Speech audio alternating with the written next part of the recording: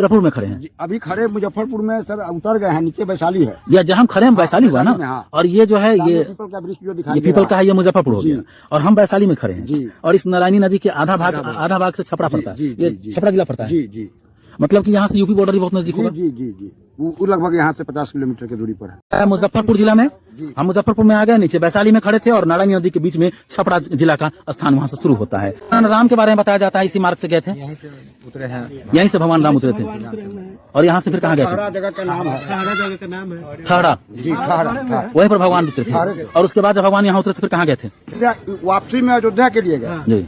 और वहाँ से अयोध्या से चले तो जनकपुर गए। मुस्लिमों के धर्म को भी जानना चाहता रहता हूँ, प्रयास करता हूँ मैं। हिंदू और तमाम जो जैन धर्म है, महावीर का जो स्थल है, जन्मस्थली है, यहाँ हम वहाँ से भी रूबरू कराएंगे। हमारा जो मिशन है, हमारा जो लक्ष्य है कि मैं जहाँ भी जाता हूँ विभिन्न धर्मों का जो खास जगह होता है मैं उससे रूबरू कराता हूँ। जम्बू द्वीप आर्यावर्त बता रहे थे आप क्या? रेवा खंड सामने, रेवा जैसे सर, ये बिल्कुल धुंध के कारण नहीं दिखला पा रहे हैं, वो दिखलाई नहीं दे पा रहा है। मंदिर जो है रेवा क्या कहें? रेवा घाट, रेवा घाट है जी। रेवा घाट पुल भी है वहाँ पर बना हुआ। जी जी। और उत्तरायण जो है सर, जैसे यहाँ से डायरेक्ट नदी है उत्तरायण। और जी, और आर्यावर्त जम्बू द्वीप रेवा खंडे के नाम से जो शास्त्र पुराण में जो हम लोग अपने पढ़ते हैं जी, वो चीज सब कुछ सामने, ये मतलब लोगों की नजर के सामने है और शास्त्र पुराण से पढ़ा गया है। सभी ब्राह्मण लोग भी। वो दोनों नदी जो है जी, वो कहाँ से गुजरती है?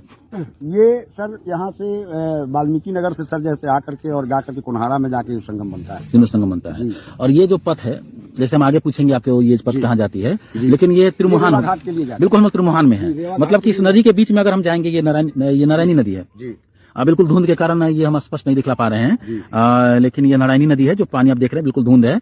हमारे जितने भी दर्शक देख रहे हैं, ये नारायणी नदी है, बेहद पवित्र नदी है। इस वक्त हम रामदौली घाट पर है और नारायणी नदी से आपको रूबरू करा रहे थे। ठीक इसके आगे ऊपर में यहाँ जहाँ हम खड़े हैं, जो जमीन आप देख रहे हैं, ये जमीन है वैशाली जिले का। और आपको हम बता दें कि इस वैशाली जिले के 2 कदम इधर हम आते हैं तो यहाँ हम मुजफ्फरपुर जिले में चले आते हैं। मतलब साफ है कि अब हम मुजफ्फरपुर जिले में आ गए हैं। वहां हम वैशाली जिले में खड़े थे और नारायणी नदी के मध्य में जाते हैं तो हम छपरा जिले में आ जाते हैं। इस जगह का खास महत्व है। नाम हो गया आपका? सुरेश राय। कहाँ घर हो गया आपका? पीतम्बर। यही है जी। तो यहाँ जब गंगा स्नान के लोग आते हैं तो आप लोग यहाँ आते होंगे, देखते होंगे? यहीं पे हम लोग भीड़ ज्यादा जुड़ती है यहाँ।